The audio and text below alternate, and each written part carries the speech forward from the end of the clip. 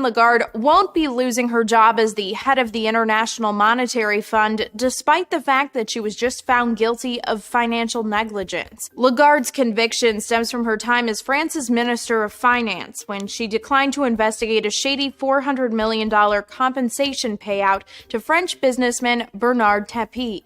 A court ordered Tapie to repay the $400 million last year. Despite her conviction, Lagarde won't face any jail time or a financial penalty, and the IMF says it's not worried about the ruling either. The institution's board said Monday it reaffirms its full confidence in Lagarde and looks forward to continuing to work with her to address the difficult challenges facing the global economy. Still, this isn't really a good look for the IMF. Lagarde is now the agency's third head in a row to face criminal charges at some point in their career. That's our friend Christine Lagarde, former head of the IMF, now head of the ECB, who was convicted of criminal negligence. Didn't serve any time, didn't have any fine. My name's Eric. This is Above My Pay Grade. Hit the like button, hit subscribe. If you are wondering what's going on with the ECB, the IMF, the Fed, I don't think you have to dig very far to understand what the motivation is. Let's take the Fed, for instance. The Fed is supposed to be apolitical. The Fed is supposed to look at the price of the dollar, people's purchasing power, and employment. They have two mandates by Congress. Now, if you remember back to 2018, President Trump was pressuring the Federal Reserve to lower interest rates and do quantitative easing. Did they do it? Did they pivot? Yes. They're getting the same pressure today. Understanding that the Federal Reserve Chair is appointed by the president, so how apolitical can you actually be? And they're confirmed by the Senate. And then you have Christine Lagarde, former head of the IMF. She was convicted when she was the finance minister of France for criminal negligence for essentially using taxpayer funds to pay off one of the president's friends. Now, she didn't actually directly want to pay them off, but she didn't appeal it. So it was kind of like hey, maybe you should have protected the taxpayers a little bit more than you did. Instead, you just kind of let it happen. And you got to wonder, these people are appointed. We got people like Janet Yellen, who is now the Treasury Secretary, former Fed chair, and a lot of people, including myself, have kind of whatever, these people are in power. But you got to understand the motivation and who. If you control the power of the purse, if you can control the price of a dollar, which is the price of money. So interest rates are the price of money. Whenever you purchase a home, you get an interest rate. That is the price of the money you're borrowing. And every transaction has two sides to it, the product or the service and the price of the money or the money itself. Now, if the price of money is distorted, then every single purchase is distorted, and therefore there's price controls from the Federal Reserve and the ECB.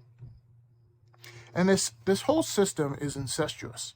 They want, when I say they, I mean rich people and politicians want yes men in those positions. Now, Jerome Powell is breaking that narrative up a little bit by raising rates. And one may think, for the first time in a long time, they're between a rock and a hard place. Because the smart thing to do would have been to raise rates between 2008 and now, as they were pumping money into the system. But they didn't do that. And the reason they're raising rates now, keep in mind they didn't start raising rates till 2021, and we had inflation till early 2022, and we had inflation all the way through 2021, and they kept saying it was transitory. So their desire is not to raise rates. Their desire is to keep rates at zero, and they don't want to go negative. But you gotta understand they're between a rock and a hard place. What is more politically unpalatable to a politician? Inflation or a recession or potentially depression?